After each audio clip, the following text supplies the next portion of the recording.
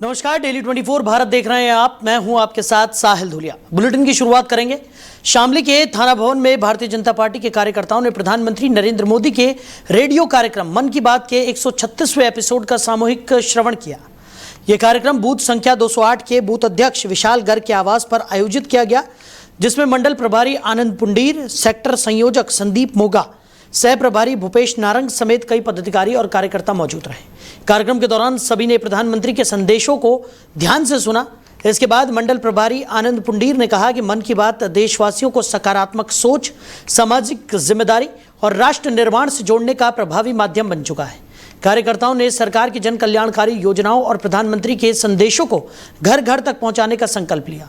इस दौरान संगठन की मजबूती, बूथ स्तर पर सक्रियता बढ़ाने और आगामी कार्यक्रमों की रणनीति पर भी चर्चा की गई। कार्यक्रम का समापन संगठन को और अधिक मजबूत बनाने, साथ ही जनसंपर्क अभियान को तेज करने के संकल्प के साथ हुआ।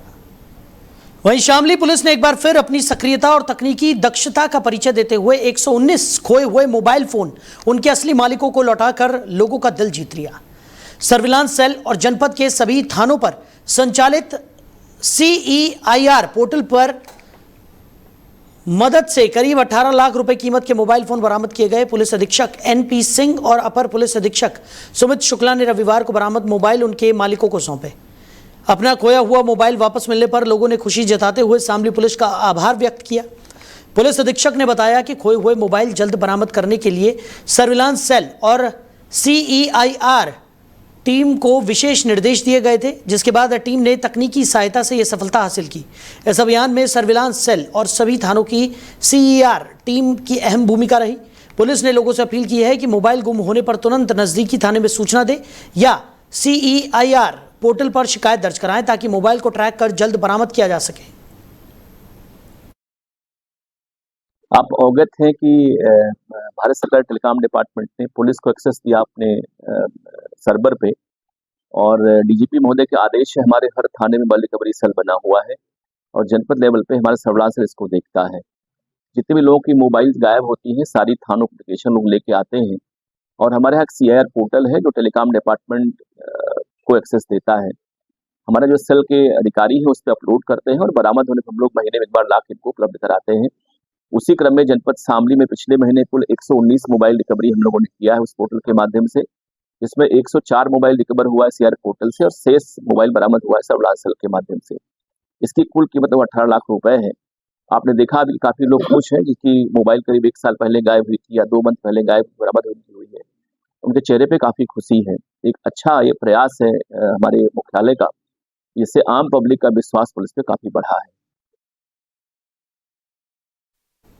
वहीं शामली के थाना भवन में मिशन शक्ति फेज 5.2 अभियान के तहत बहु बेटी सम्मेलन का आयोजन किया गया, जिसमें महिलाओं और बालिकाओं को सुरक्षा, सम्मान और सशक्तिकरण से जुड़ी महत्वपूर्ण जानकारियां दी गई। पुलिस अधीक्षक NP सिंह के निर्देशन में आयोजित इस कार्यक्रम में मिशन शक्ति टीम ने नए आपराधिक कानूनों, भारतीय न्याय संहिता, भारतीय नागरिक सुरक्षा संहिता और भारतीय साक्ष्य अधिनियम के बारे में जानकारी देते हुए बताया कि इसका उद्देश्य महिलाओं को अधिक सुरक्षा और त्वरित न्याय उपलब्ध कराना है। कार्यक्रम के दौरान साइबर ठगी, महिला सुरक्षा, छेड़खानी, बाल अपराध और ऑपरेशन सवेरा अभियान के बारे में भी विस्तार से जागरूक किया गया। साथ ही 1090, 181, 112, 1076 और 108 जैसी महत्वपूर्ण हेल्पलाइन सेवाओं की जानकारी दी गई। पुलिस टीम ने बेटी बचाओ बेटी पढ़ाओ, मुख्यमंत्री कन्या सुमंगला योजना और मुख्यमंत्री सामूहिक विवाह योजना सहित विभिन्न सरकारी योजनाओं के बारे में भी महिलाओं को अवगत कराया और किसी भी आपात स्थिति में बिना झिझक पुलिस से संपर्क करने की अपील भी की।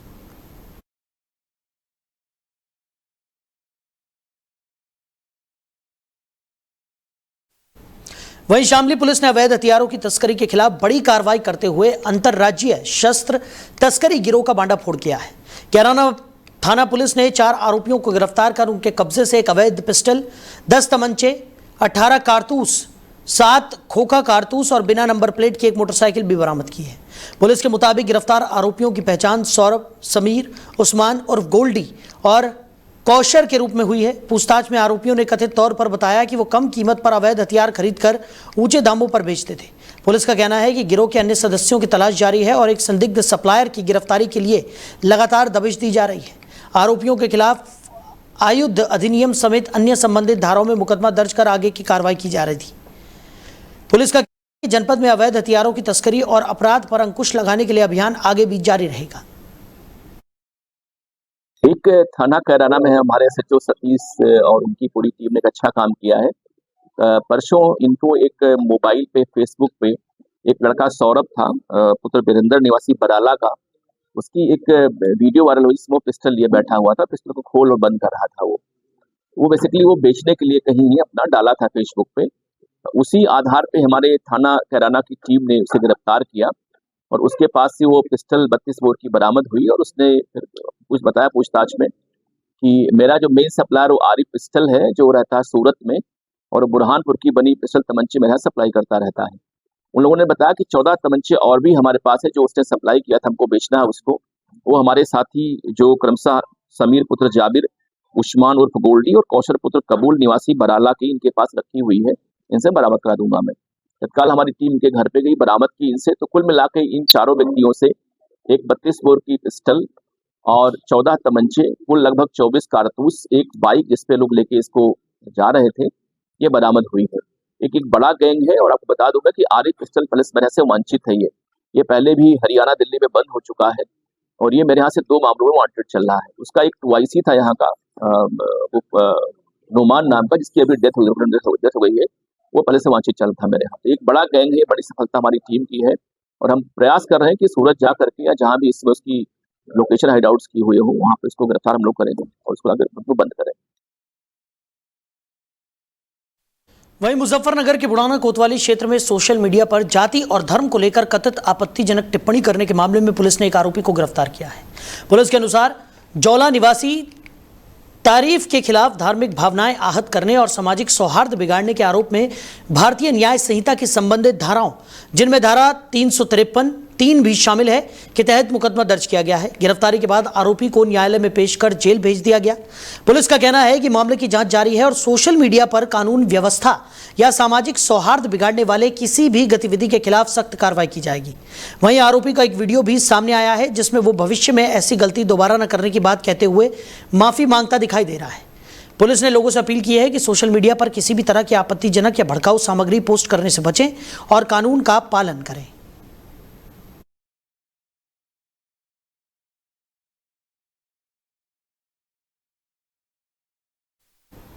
वहीं गाजियाबाद पुलिस कमिश्नरेट की वेव सिटी पुलिस ने ज्वार के खेत में युवती का शव मिलने से सनसनीखेज हत्याकांड का खुलासा करते हुए उसके सगे भाई को गिरफ्तार किया है। पुलिस के मुताबिक 23 जुलाई को काजीपुरा के पास ज्वार के खेत में 20 से 22 साल की युवती का गला कटा शव मिला था, जिसके बाद हत्या का मुकदमा दर्ज कर जांच शुरू की गई। मामले के खुलासे के लिए पुलिस ने 400 से ज्यादा सीसीटीवी कैमरों की फुटेज खंगाली, BTS डेटा और सर्विलांस की मदद से जांच आगे बढ़ाई। इसके बाद 24 वर्षीय दीपक कुमार को गिरफ्तार किया गया और उसके पास से हत्या में इस्तेमाल किया गया आरी का ब्लेड भी बरामद किया गया। पुलिस के अनुसार पूछताछ में आरोपी ने कथित तौर पर बताया कि उसकी बहन एक युवक से शादी करना चाहती थी जिसका वह विरोध करता था। इसी बात को लेकर हुए विवाद के बाद उसने पहले बहन का गला दबाया और फिर ब्लेड से गला काटकर हत्या कर दी। पुलिस ने आरोपी को गिरफ्तार कर लिया है और मामले में आगे की वैधानिक कार्रवाई जारी है। कमिश्नरेट गाजियाबाद के अंतर्गत थाना वेव सिटी क्षेत्र में दिनांक 23 तारीख को एक महिला का शव बरामद हुआ था।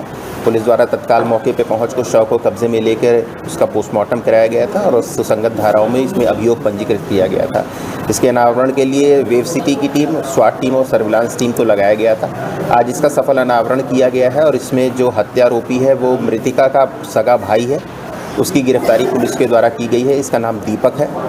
ये मूलतः सिद्धार्थनगर के रहने वाले हैं और दीपक को ये बात की जानकारी पता चली थी कि इसकी जो बहन है वो किसी अन्य लड़के के साथ प्रेम संबंध में थी, जिसका दीपक के द्वारा लगातार विरोध किया जा रहा था। और जब ये उनकी बहन इस बात के लिए नहीं मानी तो इसमें आवेश में आकर के ये पूरी घटनाक्रम को कारित किया गया है।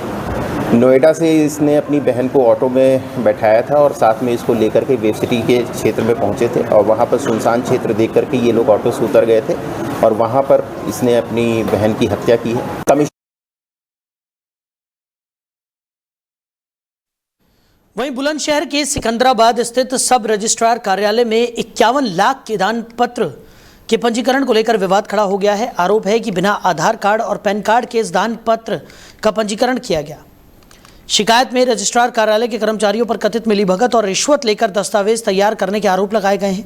ये भी दावा किया जा रहा है कि दान देने वाले की उम्र 90 वर्ष से अधिक है और उनकी बयान देने की क्षमता को लेकर भी सवाल उठाए जा रहे हैं। आरोप लगाने वालों का कहना है कि इसी कार्यालय में सामान्य दस्तावेजों के लिए भी आधार और पैन कार्ड अनिवार्य रूप से मांगे जाते हैं। ऐसे में इतने बड़े दान पत्र का पंजीकरण बिना इन दस्तावेजों के कैसे हुआ? इसकी निष्पक्ष जांच होनी चाहिए। वहीं बार एसोसिएशन के अधिवक्ताओं ने भी इस मामले में जवाब मांगा है। हालांकि इन आरोपों की आधिकारिक पुष्टि नहीं हुई है और संबंधित अधिकारियों की ओर से फिलहाल कोई विस्तृत बयान सामने नहीं आया है।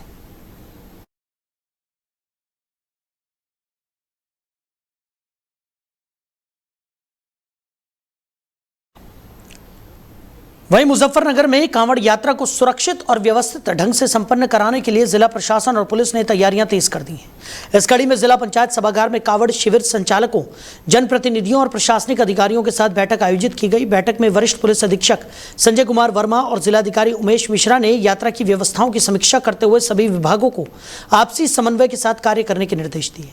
प्रशासन के अनुसार पूरे जनपद को 9 जोन, 16 सुपर जोन और 41 सेक्टर में बांटा गया है। सुरक्षा के लिए 2 company PAC, 2 company RAF, ATS, dog squad और बम निरोधक दस्ता तैनात रहेगा। इसके अलावा 1500 से अधिक सीसीटीवी कैमरों से निगरानी की जाएगी और 3500 से ज्यादा अतिरिक्त पुलिसकर्मियों की ड्यूटी लगाई गई है।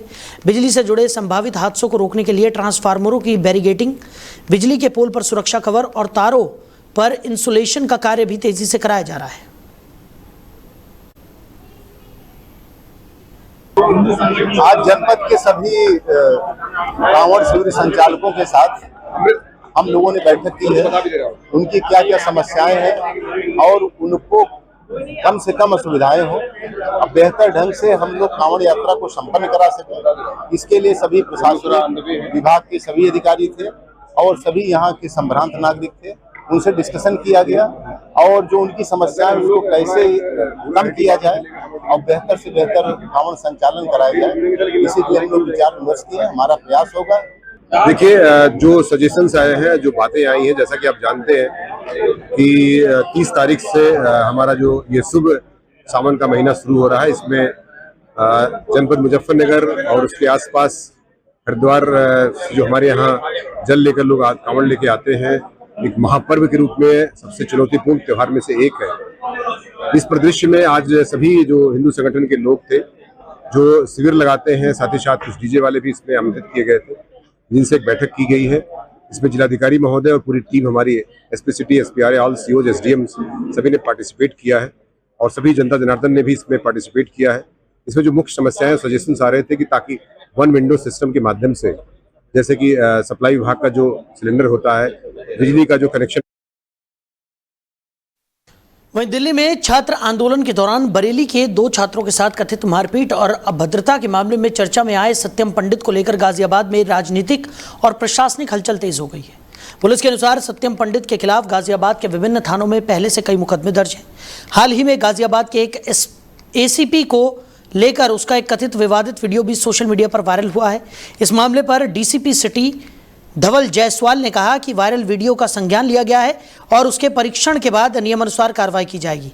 वहीं गाजियाबाद के प्रभारी मंत्री धर्मपाल सिंह और लोनी से भाजपा विधायक नंद किशोर गुर्जर ने भी सार्वजनिक रूप से इस तरह के बयान को गलत बताते हुए उचित कार्रवाई की बात कही है। फिलहाल पुलिस पूरे मामले की जांच कर रही है और उपलब्ध तथ्यों के आधार पर आगे की कार्रवाई की जाएगी। वहीं ग्रेटर नोएडा के दादरी थाना क्षेत्र में देर रात पुलिस और 2 शातिर बदमाशों के बीच में मुठभेड़ हुई। पुलिस के अनुसार इलेक्ट्रॉनिक सर्विलांस और मुखबिर की सूचना के आधार पर घोड़ी बछेड़ा से रामगढ़ अंडरपास जाने वाले कच्चे रास्ते पर संदिग्ध इग्निस कार को रोकने का प्रयास किया गया।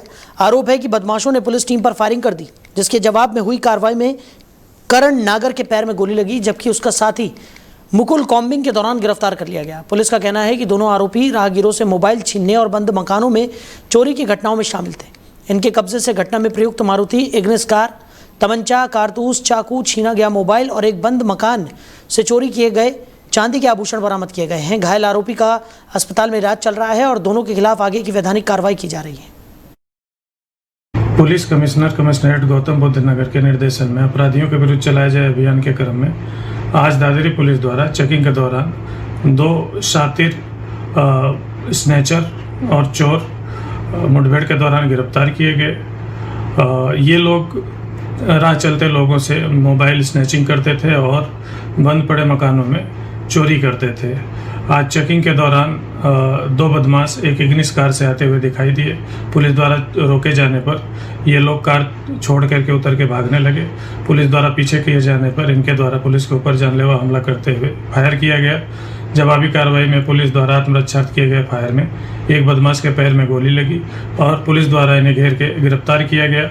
पूछताछ में एक व्यक्ति ने अपना नाम करण और दूसरे ने अपना नाम मुकुल बताया। इनके कब्जे से एक इग्निस कार, एक 315 बोर का तमंचा, एक जिंदा कारतूस, एक खोखा कारतूस और चोरी के कुछ जेवरात बरामद किए गए। इनके द्वारा दादरी थाना क्षेत्र अंतर्गत सेक्टर न्यू में एक व्यक्ति से मोबाइल स्नैचिंग की गई थी, जिसमें पूर्व से मुकदमा पंजीकृत है। वहीं कांवड़ यात्रा 2026 को सुरक्षित, सुगम और व्यवस्थित बनाने के लिए गौतम बुद्ध नगर पुलिस और जिला प्रशासन ने तैयारियां तेज कर दी हैं। पुलिस आयुक्त लक्ष्मी सिंह के निर्देशन में डीसीपी ग्रेटर नोएडा रविशंकर निम ने ईस्टर्न पेरिफेरल एक्सप्रेसवे से गाजियाबाद होते हुए जीटी रोड दादरी तक कांवड़ मार्ग का स्थलीय निरीक्षण किया और सुरक्षा व्यवस्थाओं का जायजा लिया। पुलिस के अनुसार संवेदनशील स्थानों पर अतिरिक्त पुलिस बल तैनात किया जाएगा, जबकि सादा वर्दी में पुलिसकर्मी भी लगातार निगरानी करेंगे। पूरे कांवड़ मार्ग पर ड्रोन और सीसीटीवी कैमरों के जरिए नजर रखी जाएगी। साथ ही कंट्रोल रूम से हर गतिविधि की मॉनिटरिंग होगी। श्रद्धालुओं की सुविधा के लिए सड़क मरम्मत, स्ट्रीट लाइट, साफ सफाई और अतिक्रमण हटाने का काम तेजी से कराया जा रहा है। इसके अलावा भोजन, शुद्ध पेयजल, चिकित्सा सहायता, विश्राम स्थल और सुरक्षा चौकियों की भी व्यवस्था की जा रही है। पुलिस और प्रशासन का कहना है कि सभी विभागों के समन्वय से कांवड़ यात्रा को शांतिपूर्ण और सुरक्षित ढंग से संपन्न कराया जाएगा। मैं NH 91 पे हूँ। मेरे पीछे ठीक पेरिफेरल है। पेरिफेरल की तरफ से काफी श्रद्धालु आएंगे, जो कि यहाँ मेरे जो रोड की तरफ डिवाइडर की बाईं तरफ की पटरी पर, जिसको कि उस सावन के दौरान जिसमें कांवड़ियों का आना जाना रहेगा उसको वन वे कर दिया जाएगा, ताकि वो अपने गंतव्य स्थल पे सुरक्षा पूर्ण तरीके से पहुंच जाए। जगह जगह हमने पिकेट लगाए हैं। पिछली बार के मुकाबले इस बार पिकेट की संख्या ज्यादा है। रास्ते में हमने करीब 99 शिविर लगाए हैं। इन शिविरों में पर्याप्त सुरक्षा व्यवस्था रहेगी। लोगों के खाने का और उनके पीने के पानी की पूर्ण सुरक्षा के साथ उनको संबंधित शिविर प्रभारियों द्वारा दिया जाएगा। दिन और रात में पूरी पुलिस की चौकसी रहेगी। इसके अलावा हमने फ्लड कंपनी की भी व्यवस्था करी है, ताकि रास्ते में किसी प्रकार में कोई नदी में कोई आकस्मिकता आने पर उससे निपटा जा सके। हमारे सभी विभागों जैसे PWD है, सेफ्टी डिपार्टमेंट है, NHAI है और साफ सफाई के लिए हमारे अथॉरिटी के लोगों से समन्वय स्थापित हो चुका है और उन्होंने जगह जगह पर इस जगह पर अपना काम शुरू कर दिया है। सामाजिक तत्वों से निपटने के लिए क्या संदेश है? सामाजिक तत्वों से निपटने के लिए हमारे पुलिस के जो कुछ कर्मचारी होंगे, जो सादे वेश में रहेंगे, जहाँ पर शिविर रहेंगे वहाँ पर पर्याप्त सुरक्षा व्यवस्था रहेगी। वहीं बुलंदशहर पहुंचे अभिनेता विंदु दारा सिंह ने भारत पाकिस्तान संबंधों, OTT कंटेंट और पेपर लीक और फिल्म इंडस्ट्री समेत कई मुद्दों पर अपनी राय रखी। रक्षा मंत्री राजनाथ सिंह के बयान का समर्थन करते हुए उन्होंने कहा कि भारत शांति चाहता है, लेकिन व्यापार और आतंकवाद एक साथ नहीं चल सकते। OTT प्लेटफॉर्म पर बढ़ते अश्लील कंटेंट को लेकर उन्होंने कहा कि पहले सेंसर व्यवस्था थी, लेकिन अब मोबाइल और OTT के दौर में चुनौतियां बढ़ गई हैं।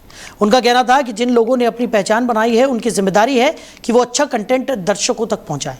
पेपर लीक के मुद्दे पर उन्होंने उम्मीद जताई कि सरकार इस समस्या पर प्रभावी कदम उठाएगी और भविष्य में ऑनलाइन परीक्षा व्यवस्था बेहतर विकल्प साबित हो सकती है। वहीं अभिनेता नसीरुद्दीन शाह के बयानों पर भी उन्होंने अपनी प्रतिक्रिया दी। कार्यक्रम में गुरुबचन सिंह सोढ़ी भी मौजूद रहे और बड़ी संख्या में लोगों ने इसमें हिस्सा लिया। बात रखते हुए देश के रक्षा मंत्री राजनाथ सिंह ने कहा कि भारत पाकिस्तान से कोई बातचीत नहीं होगी, बातचीत अगर होगी तो वो POK को लेकर के। आपका क्या मानना है? देखिए, हम तो चाहते हैं कि अमन शांति हो। एक देश था, एक देश के टुकड़े हो गए, सारे भाई हैं, लेकिन जो पॉलिटिक्स है बहुत गंदी चीज है। वो कभी नहीं चाहेंगे कि अमन और शांति हो। तो इसीलिए राजनाथ जी ने जो बोला है कि भैया ऐसे नहीं चलेगा, लड़ाई तुम करते हो और बाद में बोलते हो दोस्ती भी चाहिए। जब तुम्हें चाहिए हमारे ट्रक भी वहाँ चले जाए, सामान भी ले जाए, और जब तुम्हें चाहिए आतंकवाद करो। ये सब बंद होना बहुत जरूरी है।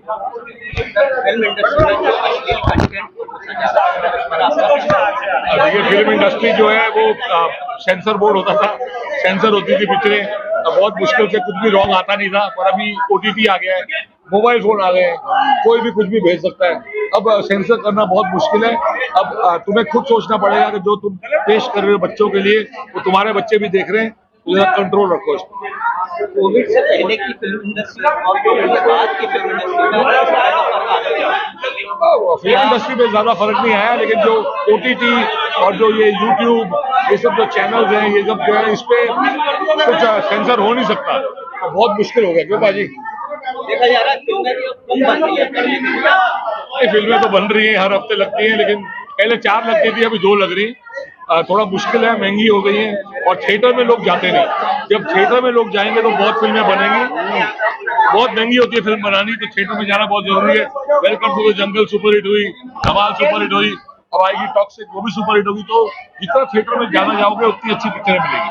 सर आप क्या मानते हैं? तो फिलहाल इस बुलेटिन में मेरे साथ इतना ही। आप बने रहिए। नमस्कार।